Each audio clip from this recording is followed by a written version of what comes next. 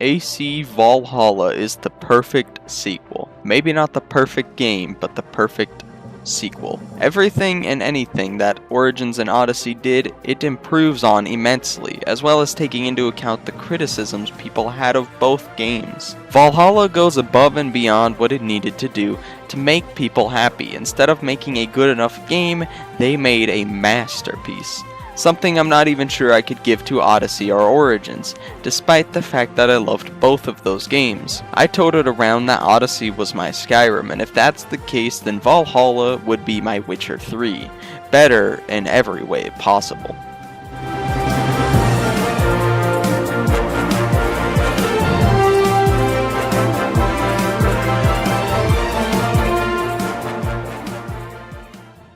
Valhalla has a sort of central theme throughout the game, one which they were able to implement into the world in every which way possible, whether it be the gameplay, the story, or otherwise. This idea, I believe, is exploration and discovery. I saw it in just about every corner of this game's design. The game starts with you and your Viking pals in Norway after your parents and many others in your clan were killed. After killing the man who murdered your parents and disagreeing with your Jarl, who is your brother's dad, you and him both sail out to conquer England with whoever would join you in your clan. Then, title card.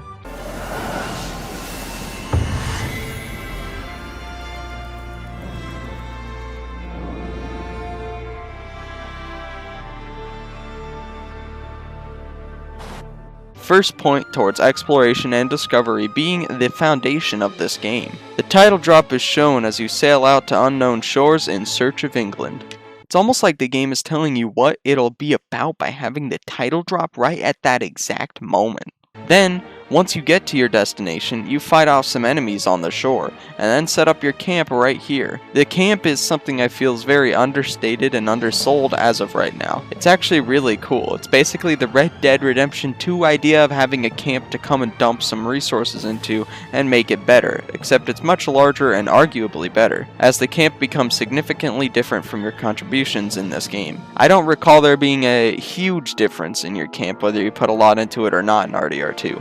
Another difference is that in this game you actually get specific resources that are only for dumping into your camp, so you don't sacrifice one resource for the camp's betterment. Whether that's better or worse is up to you, but I think that they both are fun systems that end up serving a similar purpose in the end. You also unlock new side quests by investing in your camp more. You even unlock a romance option, Petra the Hunter. The main idea behind the camp is that you invest into it, and in turn the community within becomes stronger. And with new quests unlocking where you actually learn more about the people in your camp, you actually feel those effects. Not to mention the camp upgrades also give you buffs, so there's a gameplay reason to upgrade your camp as well. The thing that really makes this system cool is that you don't have to mess with it at all if you don't want to, but for the people that do, you get more from the game and the characters. For instance, there is also an option to have a large feast that you yourself pay for at your camp, and in turn you get this cool cutscene of this huge Viking feast. And then you also get a long-lasting buff that's quality is affected by how much of the camp you have upgraded as well. The upgrades aren't just purely a buff or quest though, as they have significant cosmetic changes as well. It really makes you feel like you're upgrading your camp when you go to a little wimpy, dimpy, doodly doodah tent with nothing going on, decide to invest into it, and then you see it become this big wooden house with all the works. There is a lot going on with the camp system, and I feel as though it's just not getting talked about enough with how cool it is. Before you can upgrade your camp at all though, you gotta do a raid. Your first raid to be exact. Now, the raids aren't something I'm about to go on raving about because it's honestly exactly what you think they are. You hop out of your bow after initiating the raid, and you go through the little village, killing soldiers, pillaging chests and monasteries, burning houses, and not killing innocents because you'll be desynchronized. Yeah, this is one of the very few problems I have with the game. They won't let you kill innocents while doing a raid, but feel free to pillage their goodies and burn their houses, basically ruin their lives. I'm not saying killing innocents should be a completion requirement for the raids or something like that, but rather you just shouldn't be desynchronized by doing so. I know not all Vikings in the Norse in general were like that, but obviously your clan is because you are already at the burning and pillaging stage. I mean, why not take it one step further, you know? I actually even saw one of my crewmates chasing down and hunting a priest, so I'm not even sure that was intentional or if it was just easier to leave the desync thing in instead of removing it. After all, they are using the same engine as Origins and Odyssey, which had that system. With the fact that this game also has its fair share of bugs and glitches, I believe they just didn't have the time to take that part of the gameplay out. Especially since it really doesn't affect the gameplay that much, as you will be mostly focused on the guards trying to murder you dead. So it is, in my opinion, a smarter decision to leave that in for development time's sake than take it out just to appease the people that actually care about that, which is probably like 1% of the people. So it's really not a big problem, but it still is a problem worth pointing out. As for the actual raid itself, there isn't much to be said, as they are what you'd expect. It feels like you are doing a Viking raid on a village or enemy camp, burning down houses, finding chests, and looting them for rewards, etc. They are fun, I just don't have much to say about them because they are what you're expecting from a Viking raid. The loot system is something I find very interesting though. They basically took one of my favorite loot systems in gaming, which is Bloodborne's, where there is less loot than most RPGs, but every set of armor and every weapon is unique, and put it into an open world Witcher 3-esque RPG. This system of having less but more unique sets of equipment really helps you become more attached to your weapon or armor, which I believe really adds to the experience. Rather than just swapping out your items every couple of hours, therefore not really making the weapons or armor you get feel very interesting or unique. It feels as though every set of armor has a story to tell, or every weapon a tale. It was one of the defining features that I think made Bloodborne stand out, and I believe it's an underutilized system as it works here too, and yet not many RPGs have adopted this type of system. The equipment you get also stands out because you have to explore the world to find new loot. You have to go out of your way to discover new landmarks to get more loot. It just feels that much more special because you decided to explore the world around you, and the game rewarded you with a new set of armor or a weapon. What's that? Yes, another point added to the exploration and discovery theme. In addition to all this, the way you get upgrade materials to strengthen your weapons is also by exploration and discovery of the world around you. That's right, no longer must you sully your hands with the stinky blood of enemy fodder to upgrade your weapons, but rather now you must become more well acquainted with the world you inhabit. What's that? I'm smelling another point for exploration and discovery. How you get upgrade materials is the same way you get new equipment. You search the world for chests you can open for some epic loot. This is the third time in 2 videos I've said something that's epic, and which is cool, which is a cool kid thing. I am a cool kid. I'm sorry to tell you, I'm a cool kid now. Sorry, it's over. I'm a cool kid now. I feel as though the system is just objectively better than having to kill respawning enemies over and over and over again just for one specific upgrade material they don't want to drop. What's that one saying? Doing something over and over again equals insanity. I was playing through the Demon's Souls remake recently,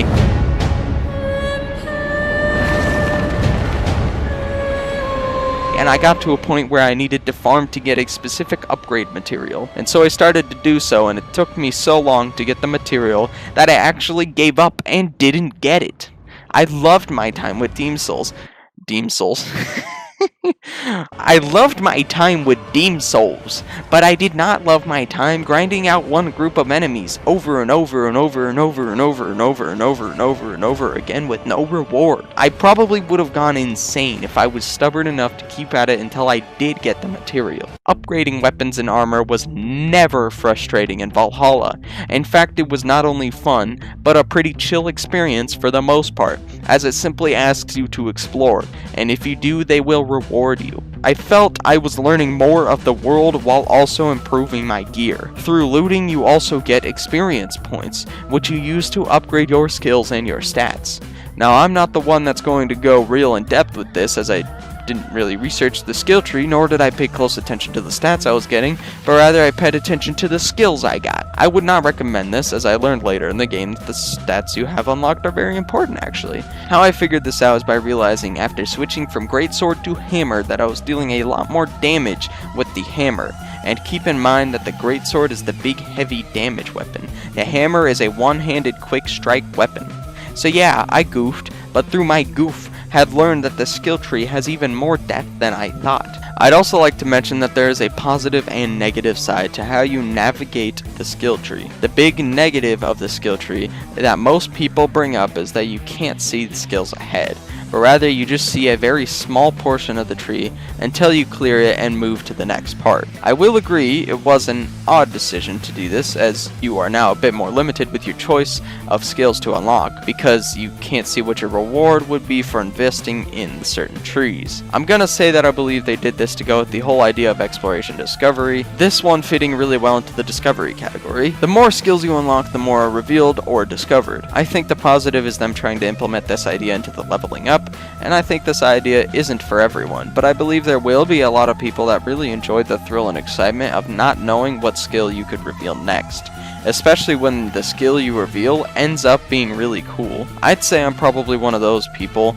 I was able to find enjoyment from revealing more and more of the skill tree as I leveled up, not knowing what I could reveal next, and having excitement from hoping it's something cool. The thing I found most interesting though is that the skills you unlock are more passive, or just add to your list of regular combat moves you can do. Where the actual abilities come into play is with the reoccurring theme of exploration and discovery. You see, the way that you unlock new abilities for combat is by, just like gear and upgrade materials, finding points in the world that contain these skills. The biggest difference between these two things is that one is in a chest and one is in a book that your character reads. Otherwise, the basics of it is you finding the thing you want. It's actually the same with all of the side events that happen in the world. Instead of just being a side quest, they have this really cool system of you just stumbling across people in the world that want your help with something. It's really varied too. It's not just, oh, the guards from the nearby camp have stolen my pearl necklace, and my grandma gave me that pearl necklace. It's very important. It's an important pearl necklace to me. It's special to me. Please get it back for me.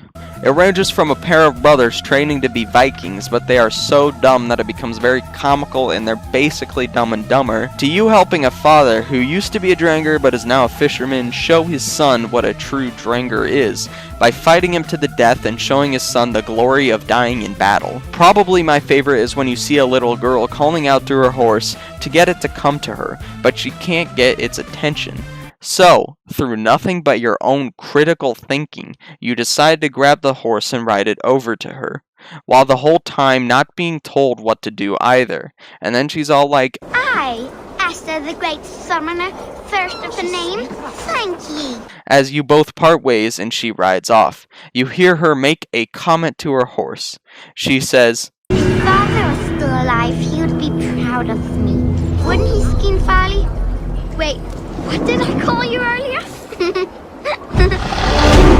This is some fantastic world building, as it makes the little girl that you just met feel like she is really part of the world and has her own story to tell. It's great characterization too, as she gets the horse's name wrong and just in general speaks very much like a child. See, this is something that the game points you in the direction of, but then lets you run free and decide what you want to do with it. You don't have to get the horse for her, you may not even realize that's what you need to do. They give the player that freedom to figure it out themselves. There's a reason that the moment I just mentioned sticks out to me even after 60 plus hours later. It's when I first fully realized how much control and freedom I had in a flippin' AC game in 2020. I already said I loved Origins and Odyssey a lot. I'm a fan of both of them, but that's definitely the biggest problem with both, especially with Odyssey because it was actually supposed to be about choice and decision, and yet it was pretty limiting of the player's freedom. Valhalla gives players the control that Odyssey promised. The final thing I haven't talked about yet is the combat, and that's partially because the connection to exploration and discovery is a bit more loose than the others, but that's kinda obvious why it'd be kinda hard to use that theme in combat, but I still think they kinda did. What I mean is that most abilities rely on what's going on in the battle. The rope dart can be used to either throw an enemy into an object or even another enemy, damaging both. Obviously, the most useful way to use it is by throwing one enemy into another.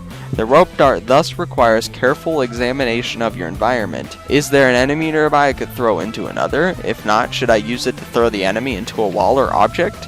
This goes for most abilities. They usually require you to examine your surroundings to figure out whether you think you should use it or not. Another example would be the tackle move. You basically bum rush an enemy, grabbing them and running with them until you either smash them into a wall or hit a ledge, in which you would then throw them off.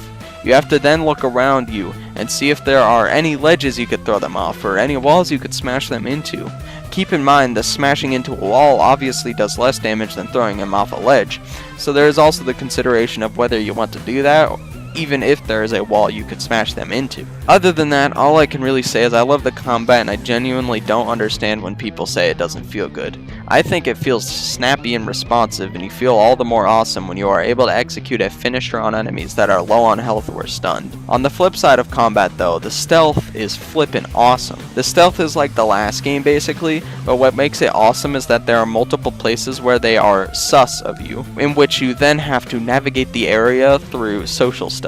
That's right, they actually brought back social stealth, and it is awesome. Not to mention there are plenty of times throughout the story in which you use it, so it's not there just to appease people, it's actually used as a mechanic in the game. It also makes the world feel more real and constantly changing, with raids making restricted areas safe and towns often becoming untrusting of you or trusting of you as the plot unravels in that area. One of my favorite examples would be when King Henry betrays you after having you kill 3 of the Order members in the town he's in. He leaves the cathedral you're talking in, then tells the guards to kill you when you come out. You escape through the roof and have to make your way through the entire town, avoiding the guards until you made it through the town walls. In fact, I'd say one of my few complaints of the game is that the final area in the game requires quite a hefty amount of grinding to complete. Although the game actually kinda ends before then, it's almost like that area is more like the end game content if you really want to do everything. So it's, once again, not a huge deal, especially since they aren't actually selling XP boosters in their store. Well, you can tell I wrote this script a while back. That was a big argument against Origins and especially Odyssey. They were too grindy to incentivize buying XP boosters. I agreed with that. I thought it was a problem even if I personally didn't suffer from it because I would do all the side content. The main story is over by the time you hit the area you have to grind for in Valhalla. It's there for people that actually want to do it, and in doing so they just get a little bit more closure with the story. Although there was already a huge amount of closure at the end of the main story with you having a confrontation with one of the assassins, Basim, after learning that you had something to do with his son's death, which he told you about earlier in the story. Afterwards, you go back to your camp with your brother Sigurd, who then passes the title of Jarl of the Raven Clan down to you. Heck, there's even a resolution to Layla's plot, with her being stuck in a machine searching for a way to save the Earth before it's destroyed. That's not all, that machine keeps you alive for as long as you are in it, and Ivor took care of Basim by shoving him into it, trapping him in there. Layla gets there with the Staff of Hermes, and she accidentally drops the staff when she goes inside. She ends up accidentally freeing him while she is inside, and he falls onto the Staff of Hermes, which then restores his body back to how it used to be. So yeah, now they've even switched up the main character of the present day story. And yes, you then play as Basim and go back into the Animus. So yeah, I think Ubisoft saw how much people hated Layla and decided to get rid of her in an actually pretty respectful way. All that's left unresolved in the story is taking over England, which obviously wasn't the point of the story, it was the thing in the background that moved the plot along. It's a pretty interesting idea too, because if you think about it, the grinding to level up enough to do that area is almost like you getting stronger and preparing to take down the literal King of England. It kinda makes sense you would need to prepare that much. He's the flippin' king. Although that was one of my few problems with it, the battle against King Henry is pretty disappointing. It starts really cool and different than most wars, as you start decently far away from where the king is and head towards his location through the woods, in which enemies are, so you fight your way through the woods to the location of Henry. The problem is when you get there, it's just a regular ass town and such, it's not a castle or anything. There was a story reason as to why, but he ends up escaping before you even got there, so why not have him escape to a castle that you chase him to? It just didn't feel as climactic as it should have been. Adding to that, he is then stripped of his kingly title since he ran off to nowhere. You finally confront him after you complete the whole Order of the Ancients quest, where it's revealed that he was the one at the head of the Order. He was also the one that sent you out to kill them all, as he thought that they needed to be replaced by a new, better order, hinting at the Templars. Once again, another story reason as to why he escaped, but they still could have changed it around a bit so that the end of the whole story was more fulfilling. Granted, I think the End of the Ancients quest is actually really cool and interesting. It's just the part about taking down King Henry that wasn't super satisfying. Other than that, I think the only other issue with the game I can think of is that it had a surprising amount of bugs and glitches. It's not enough to really hinder your experience that much, it's nowhere near Cyberpunk levels of bad, but it is noticeable. There's also another thing I didn't mention, which is that the options are actually ludicrous. You can change so much with the options. You can change the combat difficulty, change the stealth difficulty, the exploration type. One of the most noticeable things being that you can change it to where no matter the enemy, they will die with one hit during stealth. So now you can completely ignore the whole RPG thing if you want. Just flip the switch and now you don't have to be mad that you can't stealth kill an enemy because they are a higher level than you. To go with that, they even have a middle ground in one of the skills, where you can have a quick little skill check before an assassination occurs that will determine whether they die or not if they are a higher level or too strong. They really thought of everything, like the accessibility alone gets an S++. With all of that being said, my final closing thought is this. Origins was a really fun game that had some issues. Same with Odyssey. Valhalla is a masterpiece with few issues, and you may be surprised by how right they got this entry in the series. This is a fun game with enticing RPG mechanics and an engaging story. If you want to feel like a Viking taking in the cool breezy air of England, learning about the traditions and people of the place, before taking it over for your clan, then this is the game for you. If you love exploring and learning about a game's world in general, this is the game for you. If you liked Odyssey, this is probably the game for you. If you like a constantly changing and evolving world, then this is the game for you. If you like masterpieces, this is the game for you. 10 out of 10. Review over.